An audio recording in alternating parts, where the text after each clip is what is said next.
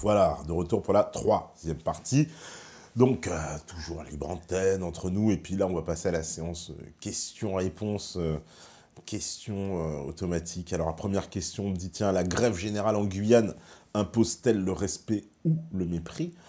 Bah, écoute, pour ma part, elle m'impose le respect quand même. Parce que il était temps quand même qu'il se passe quelque chose, hein. Vu la situation catastrophique du département dans laquelle ils sont, et voilà, avec les conséquences, il était temps quand même qu'il y ait un focus et qu'on sache un peu ce qui se passe en Guyane.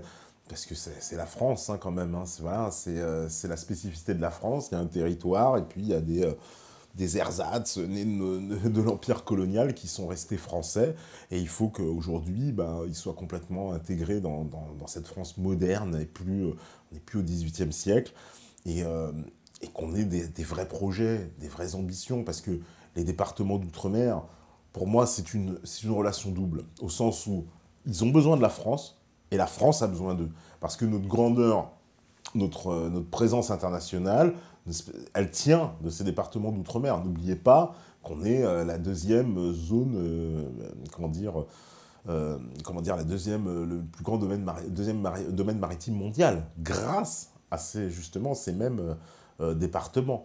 Hein, parce qu'il y a tout un tas d'îles, vous savez, la Guyane, il y a les Antilles, la Réunion, puis il y a tout un tas d'îles en plus, hein, si vous vous intéressez, vous verrez. Hein. Il y a Bassa da Cunha, l'île d'Amsterdam, l'île Crozet, les îles Kerguelen, la Nouvelle-Calédonie, Wallis-Futuna, on a tout un tas, on a toute la Polynésie française, etc. Machin. Enfin, on a quand même des sacrés bouts qui nous appartiennent, on a quand même un petit bout du Pacifique et tout, mais il va falloir faire quelque chose quoi, avec ça. Quoi. Voilà, qu'il y a un vrai projet, il y a un vrai projet.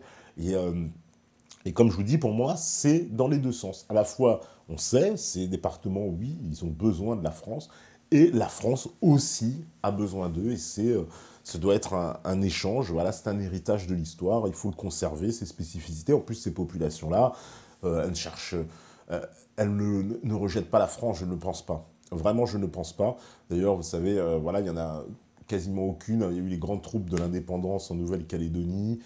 Voilà, il y a eu des mouvements indépendantistes aussi, des fois en Guyane, bah, Taubira en faisait partie, en Martinique aussi, etc. Mais je pense qu'au fond, voilà, c'est une relation peut-être tendue quand après, oui, on pense à l'histoire, ah, oui, etc. Hein, quand on veut vous jeter l'histoire à la figure, ça dépend dans quel sens on la prend, évidemment, on pourra dire, ah, les salauds, etc. Mais aujourd'hui, non, pour moi, on n'en est plus là. Les départements, ils ont autant besoin d'eux que nous, on a besoin, que nous aussi, on a besoin d'eux, parce qu'ils nous donnent une assise, une puissance, une présence sur tous les continents, et c'est ce qui fait encore, à mon sens, que la France, elle est une grande puissance. Donc, plutôt le respect, et j'espère que c'est une situation qui va s'améliorer. En tout cas, pour les Guyanais et pour tous les autres DOM, y compris Mayotte, vous savez que quand même, Mayotte, vous savez où c'est sur une carte, hein, c'est l'entrée du canal du Mozambique, puis on a des îles aussi à la sortie. On contrôle quasiment le canal du Mozambique, la France, quoi. Enfin, c'est quand même assez extraordinaire. On a des îles un peu partout, allez vous renseigner. Il y a même une île qu'on voulait fourguer à l'île Maurice. On a failli faire un abandon de souveraineté.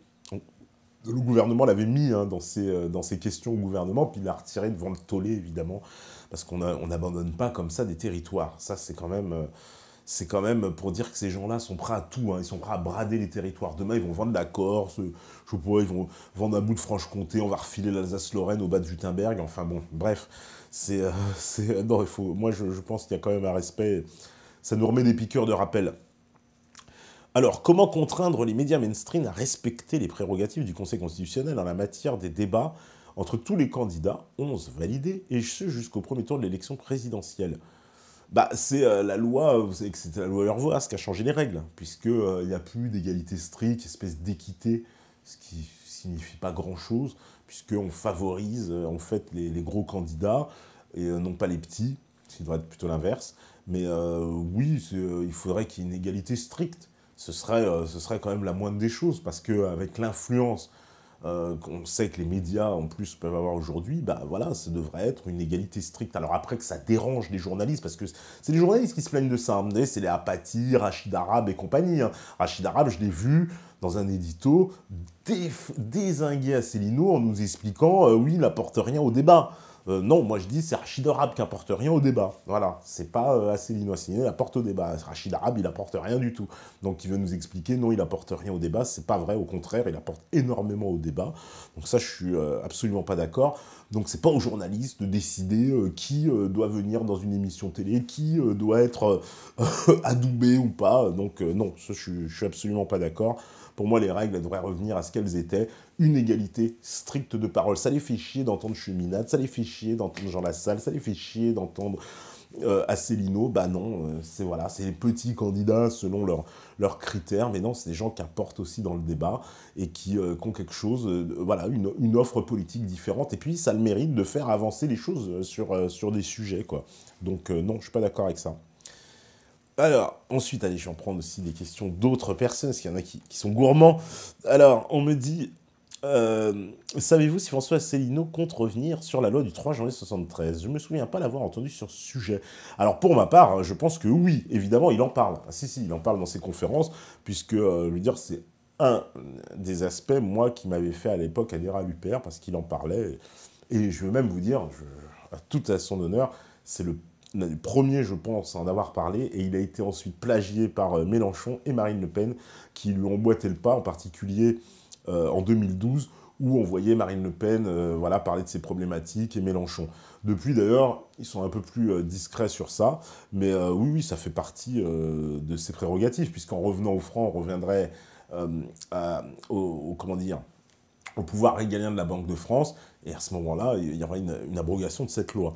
Donc, à mon sens, oui, il en parle. Et moi, je me dis, c'est un des éléments qui m'a fait adhérer parce que, justement, il en parlait. Et c'était le premier à en parler avant qu'il soit plagié par d'autres. Alors, connais-tu le BIB, le bonheur intérieur brut? C'était un grand moment de propagande sur France 2 hier. Si tu votes FN, un frustré. Si tu votes Macron, t'es trop bien dans ta vie. Ah bah là, ouais. Alors, je connaissais le bonheur intérieur brut. Je sais que c'est un indice du Bhoutan, voilà, qui avait créé ça, le taux de bonheur et tout, au lieu d'un PIB. Alors, ils se sont inspirés certainement de ce qui se fait au Bhoutan, mais... évidemment, transposer l'élection, ce qui n'a aucun sens, évidemment. Ah oui, si on est un FN, on est horrible. Si on est un macroniste, on est quelqu'un de bien. Ça, c'est les gens... c'est une idéologie gauchiste, un peu, de décider que les gens de gauche se sentent d'un ADN de bonté naturelle. Hein, ils auraient un ADN culturellement bon. Les gens de gauche sont bons et les gens de droite sont mauvais. Moi aussi, j'ai pensé comme ça. Hein. Pendant des années, je veux dire, à gauche, c'est un formatage absolu qui est fait. Si vous n'êtes pas de gauche, vous n'êtes pas quelqu'un de bien. Forcément, c'est que... Ouais, voilà. Et il y a encore beaucoup de gens qui pensent comme ça. Ah ouais, non, arrête pas, tu te droitises, mais ça ne veut pas dire que... Quoi, donc se droitiser, il faudrait dire quelqu'un de mal. C'est ça que ça voudrait dire. Et voilà, ça, c'est un élément de gauchiste. Hein. Je suis désolé pour les gauchos qui nous regardent, mais c'est la réalité. C'est-à-dire que dès qu'on n'est pas de gauche ou qu'on n'adhère pas, justement, ou plus à des valeurs de gauche, ce qu'on appelle, entre guillemets, valeurs de gauche, on serait quelqu'un de pas bien. Donc ça, c'est les conneries qu'on nous a implantées. Il va falloir, évidemment, du temps pour, je pense, pour reformater tout ça et débunker toutes ces idées.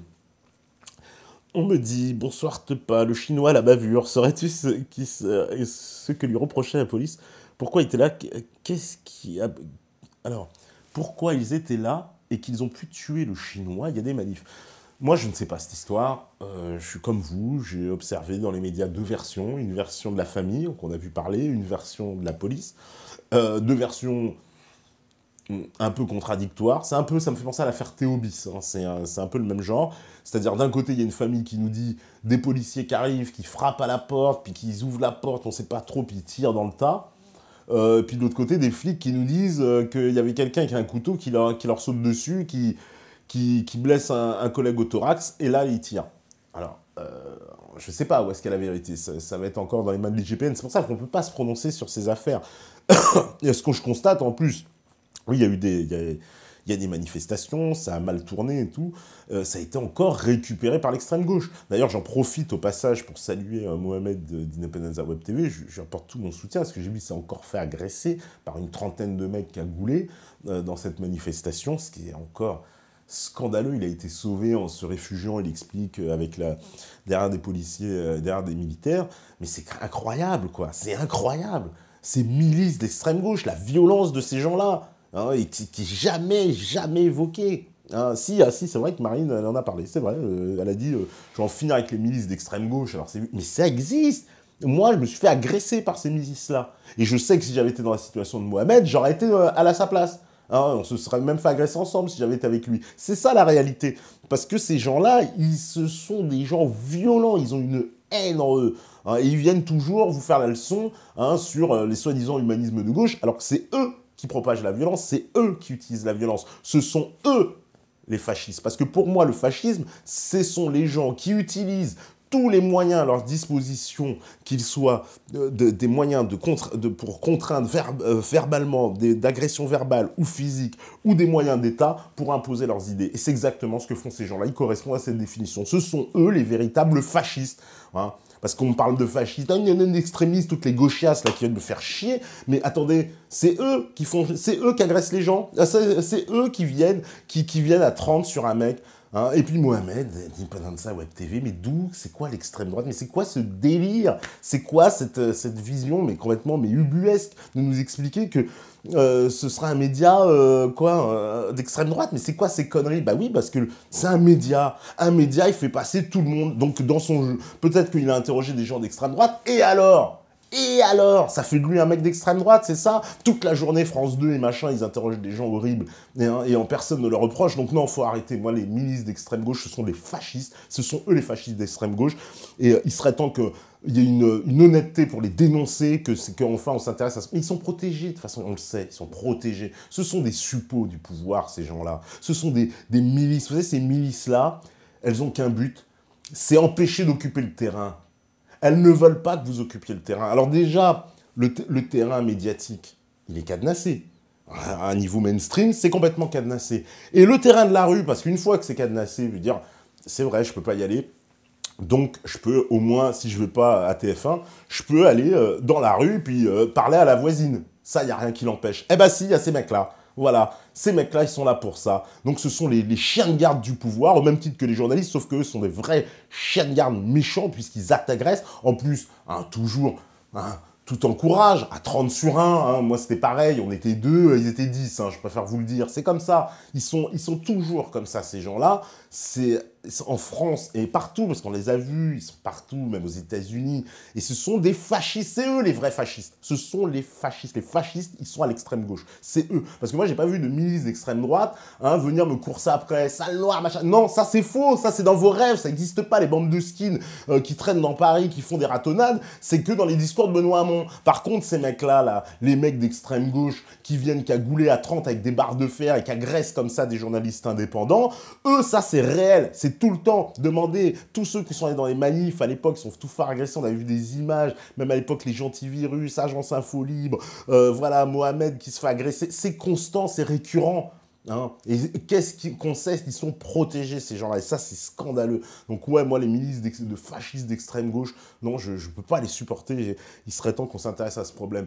Et me dites pas non, ouais mais c'est mineur. Non, c'est pas mineur, ces gens-là ils ont un grand rôle, parce que je vous dis, ils empêchent d'occuper le terrain, ils empêchent les conférences. Demandez, j'ai même vécu à l'époque de l'UPR une conférence avec François Asselineau où il y avait eu des pressions sur le café où devait se tenir la conférence. Le patron du café a préféré annuler la veille et fermer son bar le jour de la conférence, tellement il avait flippé, il avait reçu des menaces et la visite de gens, des mafieux. C'est une mafia, ce sont des gangsters, voilà. Ce sont des vrais mafieux, ces gens-là.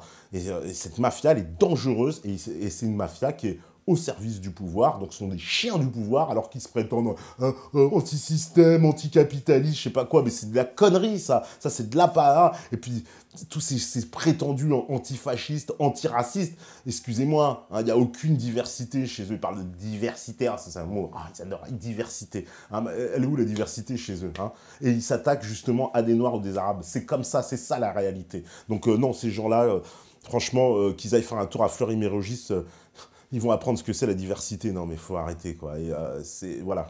Donc, grand salut au camarade Mohamed, il fait un excellent boulot et gros soutien justement face à ces hordes de fascistes voilà, qui sont dans nos rues. Parce que les vrais fascistes, Rudi Redstadt et compagnie, ils ne s'intéressent jamais à ces gens-là. Ah, ça, il aime bien taper sur les gens, les complotistes, les nanana. Mais ces amis fascistes-là, tous ces sites fascistes, eux, ils n'ont pas de problème. À eux, ils n'ont jamais de problème. Ils ne sont pas devant la 17e, ils n'ont pas de contrôle de police, ils agissent en toute impunité, ils frappent les gens, ils agressent verbalement, physiquement, ils vous pourrissent la vie, mais eux, ils n'ont rien. Il n'y a jamais rien, il n'y a pas de sanctions. D'ailleurs, dans cette affaire, il n'y a jamais rien eu. Dans l'affaire dont je vous parle, il n'y a jamais eu de suite. Vous allez écrire un commentaire sur Internet, vous atterrissez devant un juge. Par contre, eux, ils vont vous frapper à 30. Il n'y a rien. Circuler, il n'y a rien à voir. Donc ça, non, faut arrêter. C'est scandaleux, quoi. Ah oui, ces gens-là sont insupportables. Alors, on me dit, le chinois, la bavure, saurais-tu? Ouais, ça, j'ai répondu. Comment va-t-on combattre certaines directives européennes directives qui promeuvent un certain dévoiement de la sexualité de nos jeunes enfants? Mon cher, comment on peut les combattre? Pour moi, il n'y a qu'à sortir de l'Union européenne. Ça, parce que combattre des directives pour des directives, ça paraît un problème, puisque dans le système où l'on est, ça porte bien son nom, ce sont des directives. Donc, il n'y a pas de solution. C'est on les suit ou on les suit pas. Et puis si on les suit pas, de toute façon, c'est des amendes. On l'a vu avec les OGM, la France, elle paye je sais pas combien d'amendes à chaque fois par an, sur toutes les lois sur lesquelles on a traîné les pieds pour convertir en droit français. Donc oui, il faut sortir de l'Union européenne, il n'y a pas d'autre solution, c'est clair. Après, comment on sort? Bah ça, voilà, justement, c'est un débat, peut-être, parce qu'il y en a plein de solutions. Il y en a qui parlent, voilà, vous allez au MP, puis ils vous parlent d'une autre solution. Ils vous disent, non, nous, c'est par le traité de Vienne, etc., machin. Chacun a des solutions. Ce serait bien qu'il y ait des débats là-dessus. C'est ça, les débats de fond qui sont intéressants. Après, moi, les directives européennes, je vous dis, il faut sortir, il n'y a pas d'autre solution. Que penses-tu d'Hamon déclarant vouloir se convertir à l'islam en cas de victoire à présidentielle? Ah bon, il a dit ça? Non, je crois que c'est une blague, c'est du troll. C'est pas possible. Il se convertirait s'il gagne à la présidentielle, c'est quoi? Parce que c'est un cadeau, c'est Dieu, c'est... Non, je pense que ça doit être du troll, c'est pas possible. Alors, ne penses-tu pas que l'Europe, en tout cas sous sa forme actuelle, est vouée à l'explosion ou à l'implosion, peu importe, de façon inéluctable? Ah oui, ça, je le pense aussi. Ou alors, justement, c'est un peu là le dilemme qui se pose, c'est que si on n'est pas voué à cette explosion, elle est vouée à devenir une dictature, mais incroyable, ce qu'elle est déjà, mais qui va encore montrer son vrai visage. On va connaître, pas loin du Chili de Pinochet, mais ce sera ça pour conserver les meubles. Je vois pas d'autre solution. Donc l'Europe, bien sûr, dans sa conception, de toute façon, le système était vicié de départ, donc oui, l'Europe, ça risque... C'est même plus un risque, de toute façon, c'est pas que moi qui le dis. On a vu tous les dirigeants politiques pleurer, même l'année dernière, oh l'Europe, oh là là là. Bah oui. Et il n'y en a pas un en plus qui a une vision cohérente là-dessus, à part ceux qu'on a cités, qui essayent de dire un peu quelque chose, et même tout n'est pas clair. Mais en tout cas, les autres, non. D'ailleurs, quand vous avez des candidats comme Hamon qui vous dit non, oh bah, l'Union européenne, moi, mon projet, il est faisable que si Martin Schulz, il est élu, bah, va te faire élire en Allemagne. Va à Berlin, alors dans ce cas, va à Hanovre ou je sais rien, mais c'est pas la peine de rester en France, si c'est pour aller si ça pour aller se coucher devant les Allemands, quoi, c'est quand même incroyable. Alors, on me dit après de la sortie de l'Europe, de l'euro, comment va-t-on renégocier tous les contrats de vente de notre patrimoine patrimonial qui a été vendu à divers fonds de pension? Perso, je verrais bien une demande de notre pays au sujet de ces ventes effectuées avec la planche habillée Lexmark de nous donner l'équivalent en or physique. Sous quelle réserve de désaccord les ventes précédentes notre patrimoine sera annulé? Bah, ouais, si on veut récupérer les choses, on peut aussi nationaliser. Après, ça plaira pas ou quoi, mais oui, moi je suis pour récupérer ce qui a fait partie du patrimoine français, en particulier notre patrimoine industriel, où on a des fleurons comme Alstom qui ont été vendus par Macron, qu'on a vendu, on vend les bijoux de famille, et c'est quoi bientôt? On va nous dire il faut vendre le château de Chenonceau, il faut aller vendre le Louvre, etc. Enfin, c'est du délire, quoi. Donc, non, oui, récupérer, ça peut se faire en nationalisant, mais ça veut dire qu'il faut avoir toutes les cartes en main, sinon c'est pas possible. Donc, il faut déjà sortir de l'Union européenne. Mais ouais, pourquoi pas? Pourquoi pas? Alors, n'es-tu pas en colère comme moi chaque fois qu'on se lamente quand il y a un mort, 14 morts, etc. en Syrie? On veut bien abattre Daesh, mais on voudrait une guerre sans mort. Que faire d'autre? Les mêmes qui ne disent pas un mot sur les horreurs de Daesh. Ah bah oui, c'est vrai qu'on peut pas... Oui, t'as assez raison, c'est vrai. Mais bon, on fera pas d'omelette sans casser deux, comme dirait Madeleine Albright à propos de l'Irak à l'époque. Mais oui, oui c'est vrai que bon, je vous avoue ne pas avoir forcément de compassion particulière quand j'entends qu'il y a un nid de terroriste de Daesh ou machin qui s'est fait éclater. Je suis désolé, je me sens pas solidaire. Bon, après, voilà. Est-ce que ça fait de moi un inhumain? Je sais pas. En tout cas, non, je me sens pas vraiment solidaire. C'est clair que quand. Maintenant, oui, j'ai de la peine, oui, aussi pour les morts syriens, parce qu'ils ont rien demandé. Oui, ça c'est clair.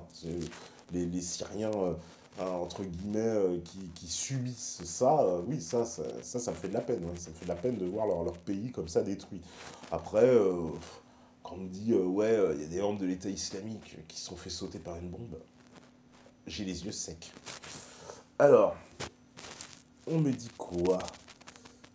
Euh, Si les militaires exigeaient d'être payés en pièces d'or et d'argent, il n'y aurait plus aucune guerre, car les États-Unis n'ont pas assez de métaux précieux. Oh, bah ça va être quoi? Ça va coûter cher. Parce que même nous, je crois qu'on n'aura pas assez d'or, surtout pour payer tout le monde. Mais non, on n'aura pas assez d'or pour payer tout le monde. Mais ce qu'il faut surtout arrêter les guerres, quoi. C'est en tout cas, voilà, en finir avec cette, comment dire, avec ces guerres voilà, illégales qui, de toute façon, je vous dis, ne profitent pas au peuple français. Elles sont pas là pour nous profiter en quoi que ce soit. Qu'elles aillent profiter à l'intérêt de quelques multinationales, ça je veux bien. Peut-être françaises, mais encore ça ne peut rien dire. Si on dit multinationales françaises, ça se trouve les propriétaires sont des actionnaires américains, chinois, anglais, mais j'en savais rien du tout. Donc ça ne profite pas, ça sert à rien. Moi non, je suis contre, absolument contre. Voilà. Vous me dites quoi? Trump a demandé à l'OTAN que tous les pays membres permanents prennent leurs responsabilités. Les USA, c'est 2 tiers du budget de l'OTAN. Il veut remettre en cause les budgets de chaque État. Les USA vont perdre beaucoup de leur influence. C'est une question, très bonne question. Il a demandé effectivement, on le sait, aux autres pays européens de mettre la main à la poche. Donc les Allemands, nous certainement, on va devoir mettre les on est dans l'OTAN. Hein, je rappelle, hein, ceux qui l'avaient oublié. Donc on est dans l'OTAN, bah, peut-être que oui, on va nous demander de payer pour notre propre garde, je sais pas. Bah, en tout cas, Trump, il a l'air de vouloir. Bon, au début, il avait dit qu'il voulait se débarrasser de l'OTAN, qu'il trouvait que c'était une organisation obsolète. Ce qui n'est pas faux. Après, est-ce que les États-Unis vont perdre leur influence? Certainement sur les pays européens, mais bon, il avait promis de refaire, se recentrer sur les États-Unis. Mais on voit bien que même aux États-Unis, Trump, il est beaucoup bloqué par ce qu'on appelle l'État profond. Donc ça, c'est une notion, j'espère qu'on pourra faire une émission dessus, on va le développer, mais c'est l'État profond qui bloque, comme il y a un État profond en France. Donc État profond avec des gens qui sont, vous voyez, partout. Et vous avez bien vu, quand il essaie de mettre en place sa politique, bah, immédiatement, cet État profond, il intervient en tout cas pour lui mettre des bâtons dans les roues, quoi, et l'empêcher de pouvoir appliquer réellement ce pourquoi il a été élu. Alors, on me dit, ces déséquilibres politiques terribles que provoquent les interventions à l'étranger ne font-ils pas penser à ces déséquilibres écologiques provoqués par l'élimination sans réflexion de certaines espèces? Certains cas en Chine avec l'élimination des moineaux pardon, qui a causé une famine, autre désastre en Australie par exemple. On peut les lier, oui, des équilibres écologiques, oui, oui, c'est lié, sauf que peut-être que les déséquilibres écologiques, certains sont peut-être plus rattrapables, des fois, je sais pas. Des fois, c'est vrai quand on fait disparaître des espèces, ben non, c'est pas forcément, oui, c'est pas forcément ce qu'il y a de mieux, mais oui, on vit en plus, c'est marrant parce que vous savez, on vit les mêmes choses en plus au niveau des espèces, avec par exemple, on vit avec ce moment les écureuils d'Asie qui arrivent en Europe et qui petit à petit envahissent et qui flinguent les écureuils européens qui sont plus petits, etc. Puis on connaît la même chose avec les abeilles et les machins, etc. Donc oui, il y a même des équilibres, mais c'est dû aussi à cette vague de mondialisation. Ah, ah oui. Et oui, le micro est tombé. Voilà. Yes. Ouais, donc je disais, oui, il y a des déséquilibres oui, écologiques causés par, bah aussi par, en plus, c'est la mondialisation. Vous savez, on parle de l'Australie. L'Australie, elle a connu des tas de déséquilibres écologiques. L'arrivée des Européens a complètement bouleversé le continent, puisque on a emmené des choses, des animaux qui n'existaient pas. Alors, on sait que les chats, les lapins, ils ont été envoyés avec les souris, voilà, et tout ça voyageait en plus dans les bateaux, etc. C'est des choses qu'on pouvait même pas forcément contrôler. Les lapins ont mis carrément, vous savez, l'économie de l'Australie en péril à un moment donné, hein, puisque les lapins dévastaient les terres. C'est qu'ils ont besoin de leurs terres pour leurs moutons, et ils étaient envahis avec ces lapins parce qu'ils se reproduisaient. Comme des lapins, c'est le cas de le dire, mais l'Australie, elle a connu plein de déséquilibres de ce point de vue-là, avec les chiens, etc. Enfin, ils ont connu des choses, voilà, ils ont fait pas mal d'erreurs. Et puis bon, ils essayent de rattraper, mais ça fait partie, oui, des aspects de la mondialisation, entre guillemets, au sens des échanges, hein. Alors, pensez-vous que les patrons, les pantins mondialistes que l'on veut nous imposer comme dirigeants soient dirigés via un plan prenant contrôle d'eux? Non, je pense pas. Je trouve leur comportement particulièrement bizarroïde. Madame Clinton et maintenant Macron souffrent de troubles de comportement physique et mentaux. C'est la dernière vidéo, je suis pas content.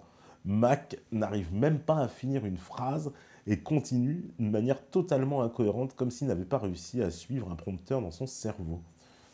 Moi, je crois qu'ils sont vraiment, peut-être justement, creux, quoi. Bon, après, l'histoire, le contrôle mental, on sait que ça existe, oui, les projets de mind control, etc., MK Ultra, oui, je connais, mais, ouais, je sais pas, Macron, ouais, c'est sous MK Ultra.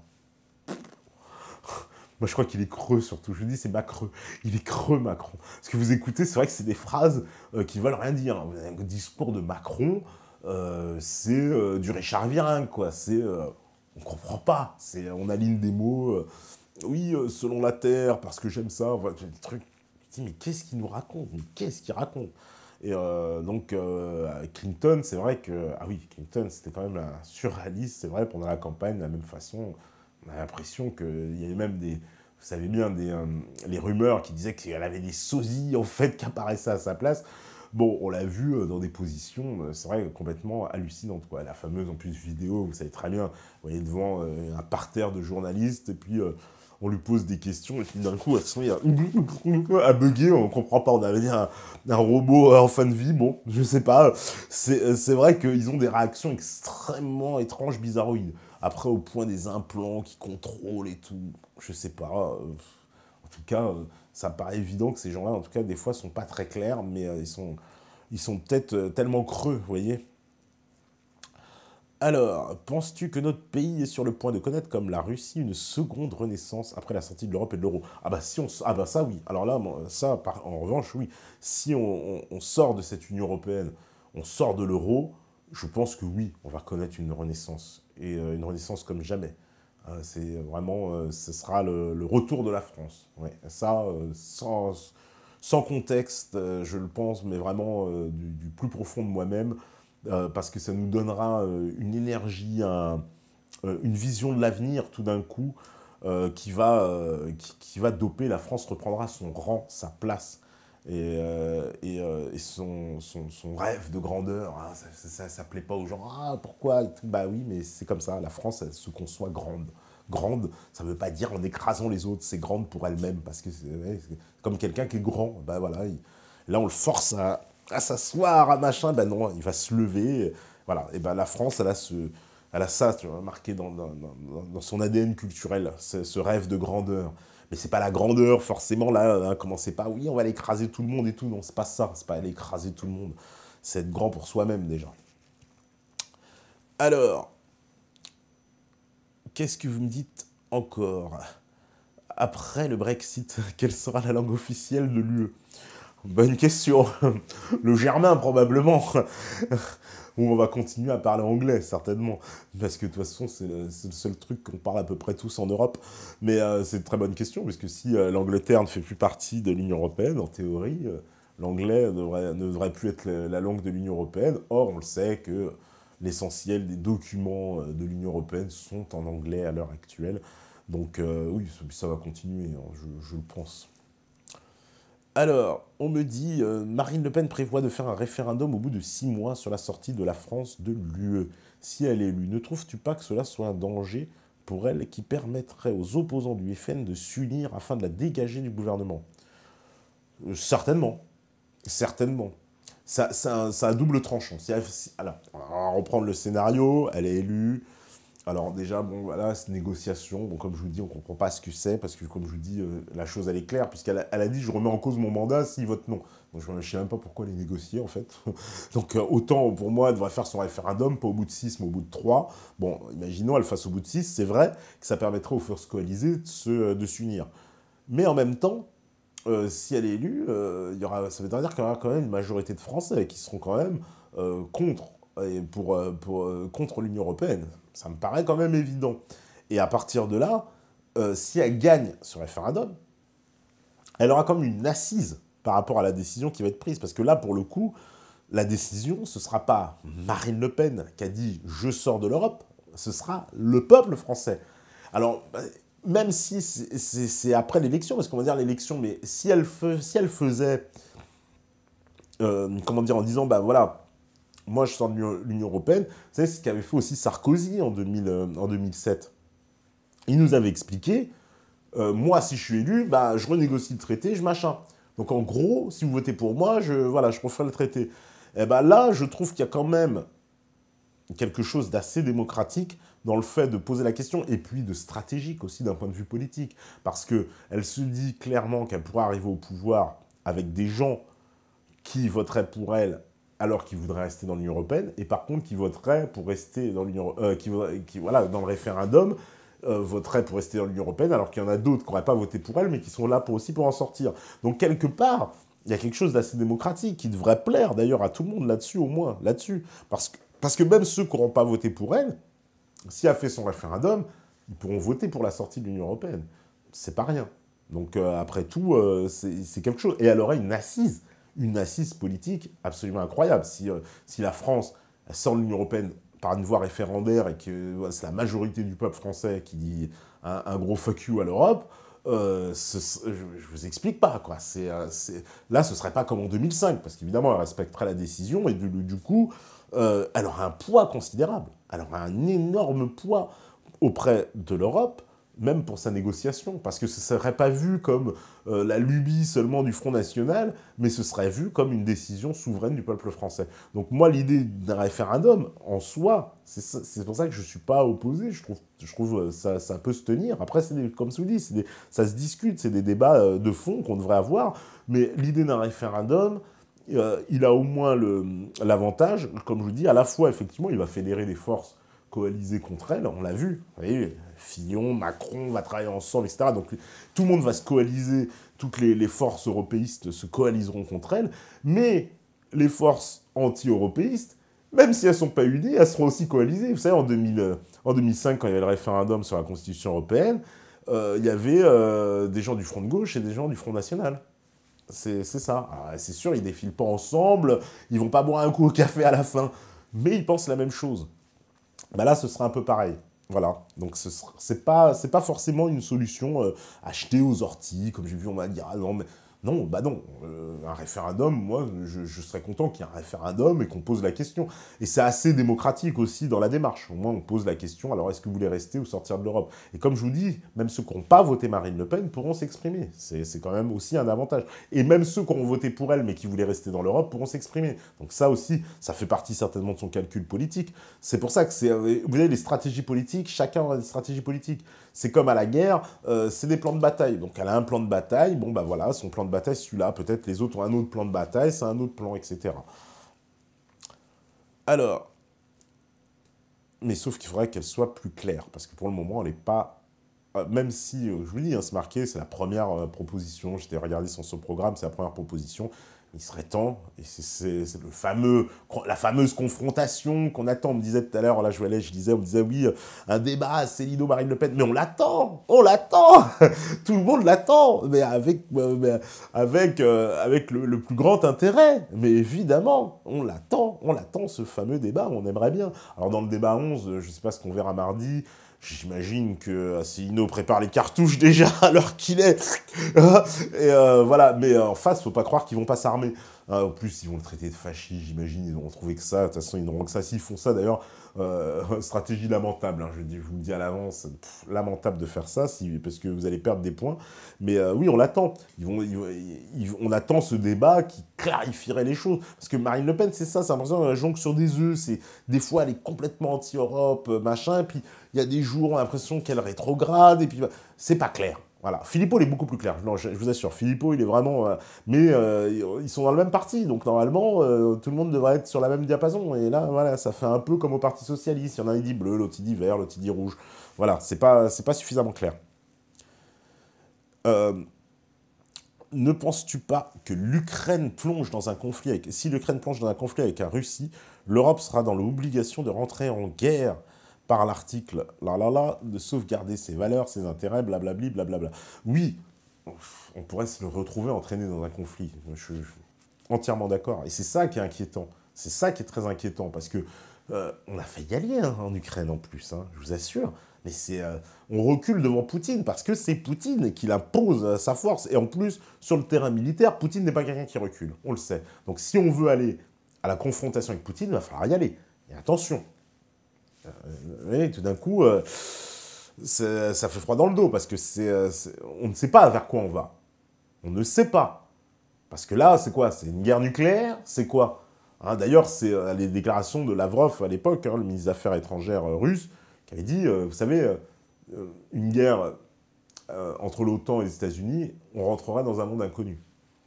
C'est terrible. Et bien sûr, ça fait extrêmement peur. Hein, ces gens-là sont, pour moi, je vois une élite folle qui est prête à appuyer sur le bouton, quoi. Donc oui, non, nous, la France, on aurait plutôt tendance, hein, et c'est pas jouer on fait pas le coup Munich 1938, hein, on va se coucher devant Hitler, ça n'a rien à voir, ça n'a rien à voir. Hein, et c'est surtout qu'on n'est pas là, justement, pourquoi on irait se faire cette guerre en Ukraine contre la Russie? Je suis désolé, ce serait complètement fou, mais c'est vrai qu'on pourrait être entraîné dans une guerre, par contre. Et ça, on a vu le principe à la Première Guerre mondiale, ça peut parfaitement se réitérer. Hein. Il n'y a aucun problème là-dessus. Alors, ne penses-tu pas que la France, en matière d'indépendance, à propos du système CB bancaire américain, le SWIFT, notre pays devrait rejoindre le BRICS? À savoir que oui, c'est vrai que le SWIFT, c'est quelque chose qu'on avait abordé ici, il présente beaucoup de désavantages, de façon extrême même. Mais est-ce qu'on aura intérêt tout de suite à rejoindre le BRICS, comme tu dis? Je sais pas. Ça, c'est vraiment un débat. Je ne peux pas te répondre comme ça. C'est quand même un débat, c'est quand même un débat de fond. Mais après, stratégiquement, oui, le système SWIFT, on a vu qu'il présentait de gros désavantages, puisque c'est un système qui est maîtrisé totalement par les États-Unis. Ils sont informés en temps réel de toutes les transactions bancaires sur la planète. C'est quand même assez incroyable, quoi. Donc oui, qu'on puisse sortir de ce système-là, oui, je suis plutôt favorable. Alors, j'ai entendu à la télé que même si le Brexit est signé, les Britanniques restent dans l'Union européenne encore 2 ans. Alors ça, c'est article 50, parce que c'est les 2 ans, c'est pas qu'ils restent, c'est-à-dire qu'ils se donnent 2 ans pour négocier. Donc pendant 2 ans, ils n'auront ni le droit d'assister, ni de donner leur opinion concernant les sujets abordés lors des réunions, y compris si les sujets les concernent. Es-tu au courant, sachant que les décisions peuvent être prises par l'Union africaine et applicables en Grande-Bretagne, si j'ai bien compris? Bah ça, c'est tout, justement, tout ce que j'ai abordé en première partie, mais c'est exactement le débat de fond qu'on devrait avoir en France. Effectivement, cette période probatoire qui est prévue de 2 ans, en fait, l'article 50, il prévoit qu'au bout de quand vous déclenchez, en fait, cet article, vous avez 2 ans pour négocier, et si au bout de 2 ans, de toute façon, vous n'êtes pas arrivé à un accord, vous sortez de facto. C'est ça que ça veut dire. Mais il pourrait très bien que l'accord dure moins de 2 ans, effectivement. Bon, bien que, voilà, pour négocier, j'imagine qu'en 1 an, ça me paraît la période minimum quand même pour négocier, quoi. Donc ils se sont donné, oui, effectivement, 2 ans. Et pendant ce temps-là, oui, c'est vrai que c'est ça la période qui est trouble. Hein, quand je parlais au début, qu'est-ce qu'on fait? On désobéit au traité, on applique notre programme, qu'est-ce qu'on fait pendant ce temps-là? On va appliquer... Voilà, c'est vrai que c'est une période très trouble. Donc, mais au bout des 2 ans, le divorce est consommé, quoi qu'il arrive. Donc ce sera terminé. Mais oui, c'est une période un peu trouble. Après, ça m'étonnerait que les Anglais obéissent à des injonctions, de nouvelles directives, alors même qu'ils sont sur le point de sortir. Enfin, je ne sais pas dans la logique, mais puis les Anglais n'ont jamais été, vous les connaissez, ils ont toujours été à part. Mais oui, c'est un débat. Le débat de fond, il devrait avoir lieu entre les candidats sur ces problématiques-là. C'est ça qui devrait nous, parce que c'est ça qui devrait nous intéresser réellement. Après, comme je vous dis, hein, non, on passe du temps à vous expliquer les costumes de Fillon, les machins trucs, enfin bon, des choses assez secondaires. Clairement, aujourd'hui, il est impossible qu'un petit candidat passe, ni Asselineau, ni aucun autre. On se retrouve avec 2 candidats sérieux qui sont sur des programmes anti-UE, Mélenchon et Le Pen. À mon sens, il faudra un mélange des deux. Il se trouve qu'ils ont tous les deux une forte chance d'être au second tour. Tu penses que ça va se passer comment, cette hypothèse? Marine arrive, les gauchistes l'empêcheront de gouverner. Ça va partir en chaos en 2 jours. Plus l'Assemblée l'empêchera de mettre en œuvre quoi que ce soit. Du coup, le meilleur cheval, ce ne sera pas Mélenchon. Ça, c'est une bonne question. Je suis assez d'accord en plus avec ton analyse. Je pense que même si Marine, elle arrive au pouvoir, tout serait fait pour l'empêcher de gouverner. Émeute, chaos, machin, elle aurait tous les députés contre elle, toute la classe médiatique. Enfin, j'ose même pas imaginer quand vous avez tous ces outils-là contre vous, ça va être extrêmement difficile de mettre sa politique en place. Mais en même temps, si elle est élue aussi, elle a comment on appelle ça, l'assentiment du peuple.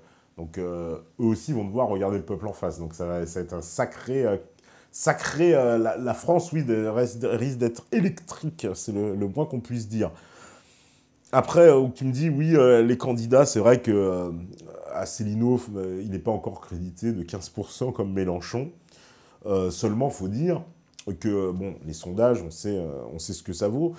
Quand bien même, sur cette élection-là, c'est vrai, peut-être il n'aurait pas ses chances. Par contre, dans 5 ans, il aura certainement plus que Mélenchon. S'il est encore là, dans 5 ans, qu'il se représente. En plus, j'ai entendu dire que s'il ne se présentait pas dans 5 ans, il se pourrait qu'il y ait un autre candidat de l'UPR. Mais en tout cas, il pourrait très bien, oui, avec la notoriété, parce que la notoriété, il l'a acquise en très peu de temps. Ça fait peu de temps que la France a découvert François Asselineau. Hein, les médias qui jouent les étonnés tout le temps, on a envie de leur dire, mais faites votre boulot, putain. Quand ils nous disent, ah, mais on vous connaissait pas, on savait pas, mais ouais, mais 10 ans qu'il est là, le mec. Hein. C'est vrai qu'il a tapé à votre porte, vous l'avez envoyé chier tout le temps. Mais bon, voilà, c'est clair que ça va être compliqué de rattraper ça. Mélenchon, si aujourd'hui il arrive à ça, c'est parce qu'il s'est présenté dans déjà les élections précédentes, qu'il y a eu tout un truc, etc. Enfin, il y a une espèce d'assise qui s'est faite. Hein. Mais ce que tu dis, après, est-ce que Mélenchon sera un meilleur cheval? Moi, au niveau des programmes, de toute façon, ça se ressemble. Je vous l'ai dit, pour moi, c'est une feuille de papier à cigarette. Le truc qui pèse dans la balance, en fait, qui fait le point de rupture, de toute façon, c'est l'immigration. Et l'immigration dans tous les sens du terme. C'est là le point de rupture. Après, sur le plan économique, d'ailleurs, ils détestent au Front de gauche qu'on leur rappelle sans cesse cet aspect-là, mais c'est une réalité. Le programme du Front National est très proche du programme du Front de gauche. Parce que, d'un point de vue économique, le programme du Front National, c'est à gauche.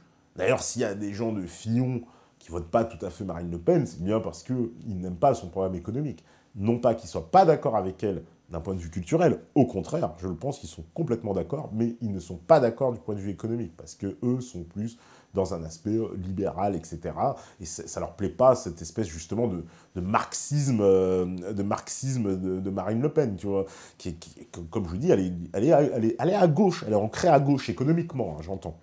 Et ça, j'ai bien compris que ils détestent qu'on fasse ce rapprochement-là. Pourtant, il existe. Ils sont tous les deux pour la retraite à 60 ans, ils sont tous les deux pour des nationalisations, ils sont tous les deux, finalement, pour un retour de l'État dans l'économie, ils sont tous les deux contre l'Union européenne, ils sont tous les deux... Bon, bah, je veux dire, les points où ils sont ensemble, ils commencent à en avoir beaucoup. Après, sur la question migratoire, alors là, évidemment, là, ça va se séparer, ça va se clasher. mais sur un programme économique, c'est commun. Et moi, j'ai envie de dire à tous ces candidats, justement, bah, si vous parlez tout le temps de CNR, de Conseil national de la résistance, mettez-vous autour d'une table, bordel. Puisque vous me parlez de contradictions, c'est à eux de le faire. Hein, c'est à eux, mais est-ce qu'ils en sont capables? Puisque vous n'êtes même pas les mélenchonistes, les marinistes, les asséliniens, même des LR ou quoi, vous n'êtes même pas capables de parler ensemble sur Facebook sans vous insulter, sans vous invectiver les uns les autres. Alors imaginez le CNR, mais c'est ça la réalité, c'est quoi l'objectif?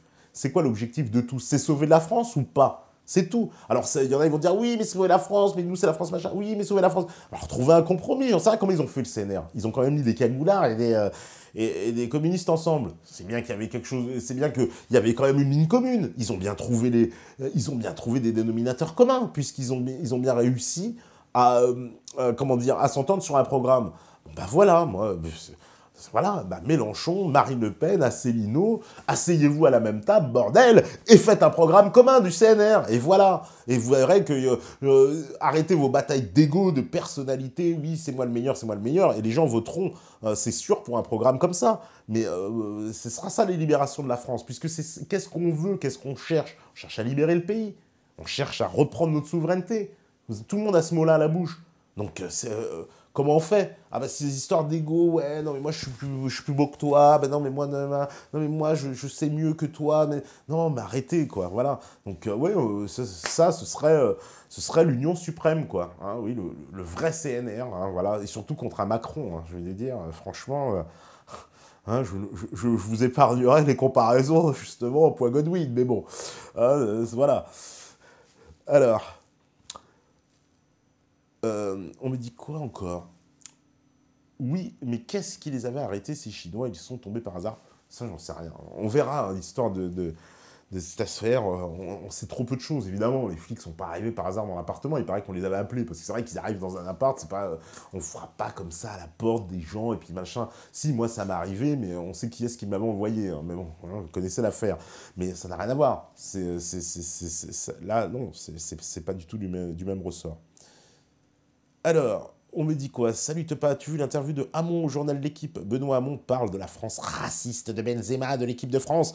Oui, bah ça, c'est encore l'autoflagellation des gens de gauche hein, qui vont nous donner une interprétation des choses, la France raciste contre Benzema. Moi, je crois pas que la France elle été plus raciste contre Benzema que contre un autre. Simplement, les Français, ils en ont ras le cul de se faire marcher dessus, ils en ont ras le cul de se faire insulter. Ça, c'est un chose qui a changé, c'est tout. C'est que maintenant, les gens, eh ben oui, ils réagissent. Hein, ça fait 30 ans de gauchiasserie intellectuelle qui a pourri les esprits pour expliquer la France c'est pas bien, la France elle est méchante, la France elle est raciste, la France elle est esclavagiste, la France ceci, la France cela. Hein, il faut toujours s'autoflageller sans cesse, sans cesse, sans cesse, sans cesse. Et puis à un moment donné, les gens ils en ont eu ras le cul. Et des gens comme Benzema, pourquoi? Qu'est-ce qui s'est passé avec Benzema? Mais c'est tout, c'est que les gens ils en ont eu marre. Benzema il n'a pas arrêté d'insulter la France. Il n'a pas arrêté. D'ailleurs, quand il dit oui, on a eu ma peau, mais c'est les Français, ils sont racistes, etc. Ils sont encore défendus comme ça, il fait encore la victime alors qu'il a craché sur le pays. Tout le monde le sait. Il a craché sur la France et qu'on s'est dit, mais ces gens-là ne méritent pas de jouer en équipe de France. C'est tout. C'est quand même le minimum. C'est tout. C'est quand même un respect, quoi. Et que les gens, ils en ont ras-le-bol d'avoir des gens qui leur crachent dessus, puis ces gens-là sont payés en plus par la France, payés en plus, et ils sont censés nous représenter. Hein, Benzema, vous le savez très bien, il chante même pas la Marseillaise, hein, c'est tout juste, vous savez bien qu'il s'était fait alpaguer, il crachait après la Marseillaise, il va dire « Ah mais non, je crachais comme ça !» Oui, bien sûr. Non mais voilà, c'est normal, pour moi, ce qui arrive à Benzema, c'est pas une histoire de racisme, c'est une histoire que les gens en ont ras le cul, c'est tout. Non, voilà, c'est pas une histoire de racisme. Ça, c'est vraiment ce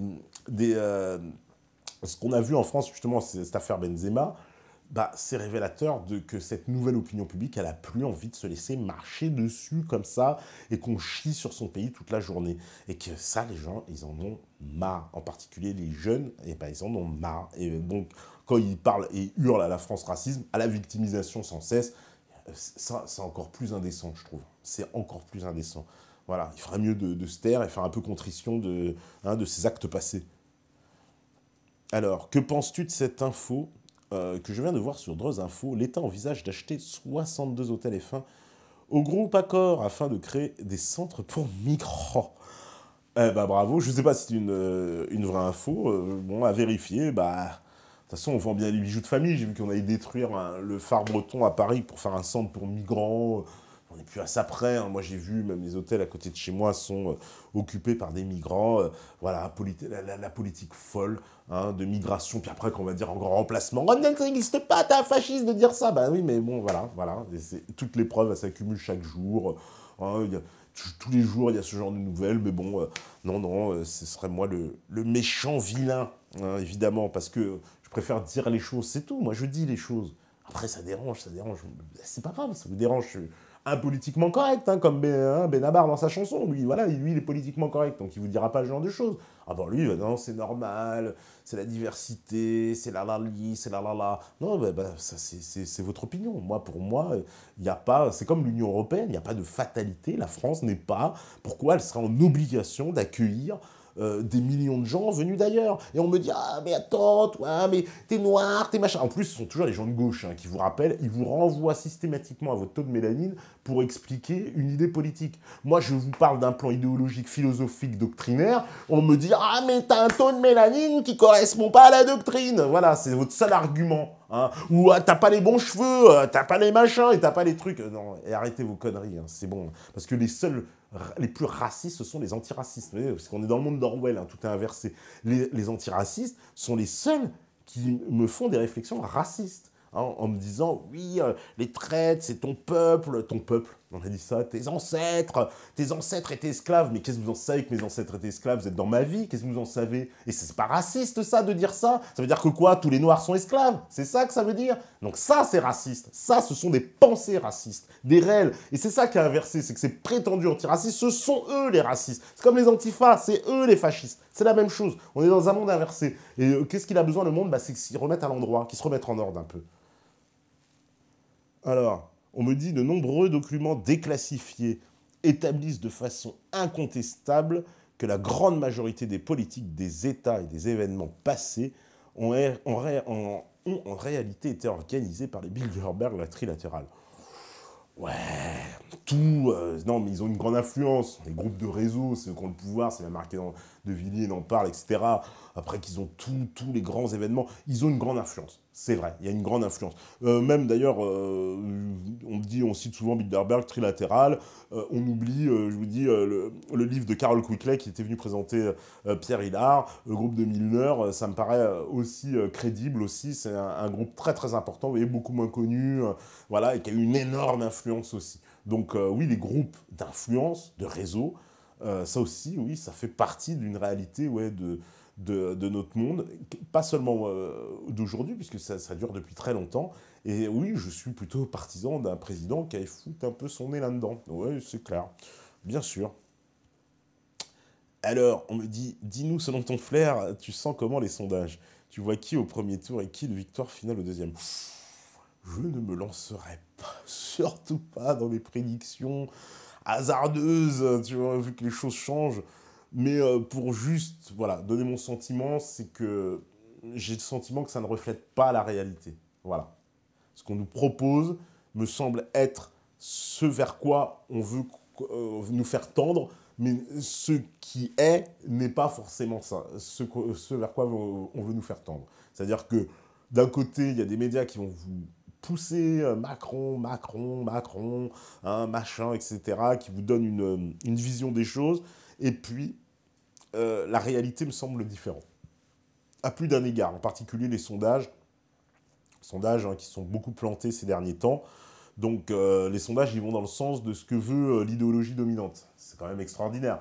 Hein, et quand ça ne va pas dans son idéologie, on se trouve sur la tête. C'est pas la première fois, parce que même au moment de la Constitution européenne, rappelez-vous les sondages, ils donnaient le oui gagnant. Il n'y avait pas un sondage qui vous disait que le non allait gagner.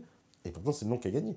Donc ça a toujours été comme ça. Les sondages sont là pour influencer l'opinion dans le sens ce vers quoi on veut les faire tendre. Même, voilà, il expliquait très bien, c'est expliqué dans le livre de Villiers, on paye des sondages, etc. Vous payez les sondages et vous influez sur l'opinion. Donc les sondages, ils valent ce qu'ils valent.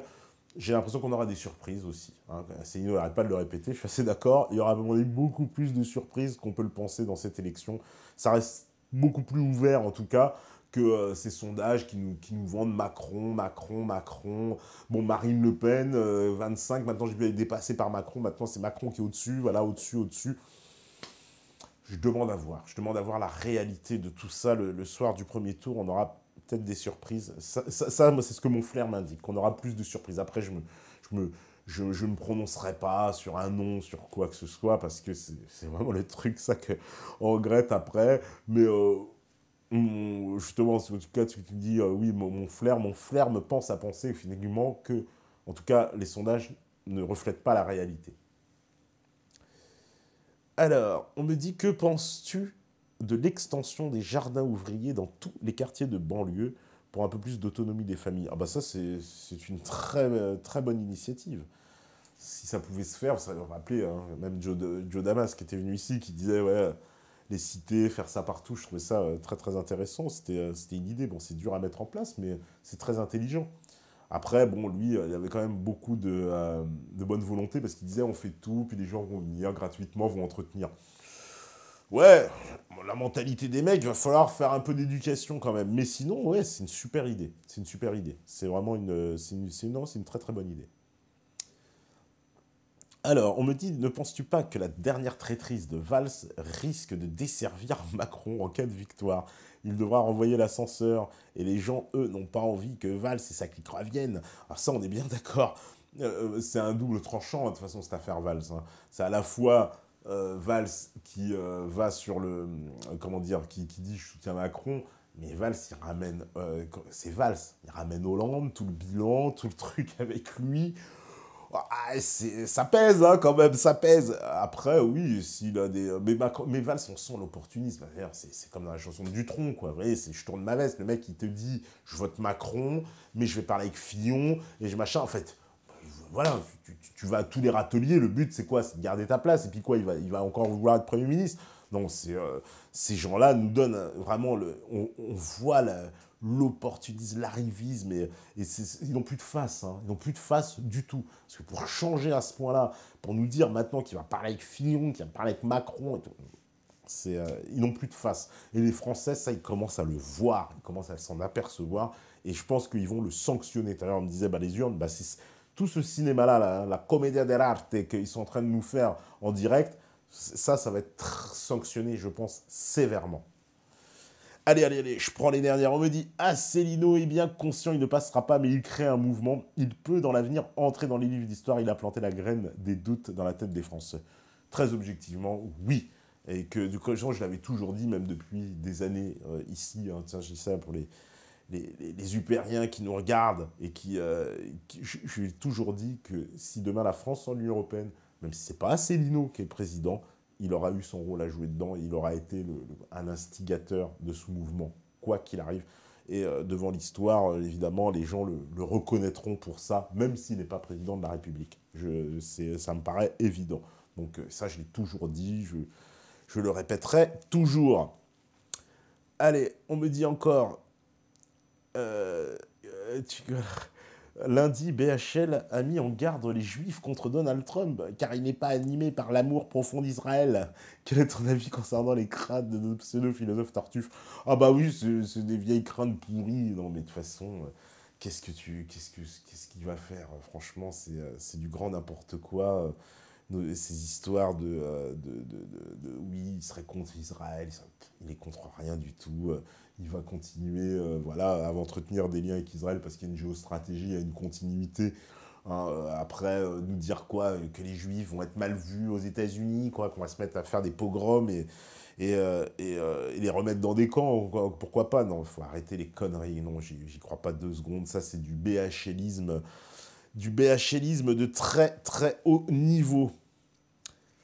Allez, les dernières, ouais, parce que là, en plus, je commence à être fatigué quand je lis les questions. Ouais, puis vous n'avez pas compris, c'est chaque question. Ok, bon. Ah oui, on me dit que j'ai zappé des questions, mais je peux pas prendre toutes les questions. En plus, il y en a, ils posent 10 questions, donc on va pas... je vais pas prendre les 10 questions d'affilée, quoi. Après, mec, on fait une interview, quoi. Carrément, bah, invite-moi pour une interview. Ok. Alors, en tout cas... Voilà, on me dit merci, super l'émission, bah c'est cool, ça fait plaisir parce que c'est la fin. Donc bah vous aussi, on va aller se coucher ou aller manger ou aller boire du thé ou faire autre chose. En tout cas, On se retrouve lundi, normalement, voilà, ça va vous faire plaisir. Et puis, je vous dis bah, grand au revoir à la régie, grand au revoir aux modérateurs, mais il n'y en a pas, ils sont déjà partis. Grand au revoir, en tout cas aux métanautes, puisque vous savez très bien comment on finit, puisque vous savez très bien et que forcément, forcément, si vous écoutez ce message, c'est que vous êtes la résistance, la vraie. Ciao, ciao, ciao.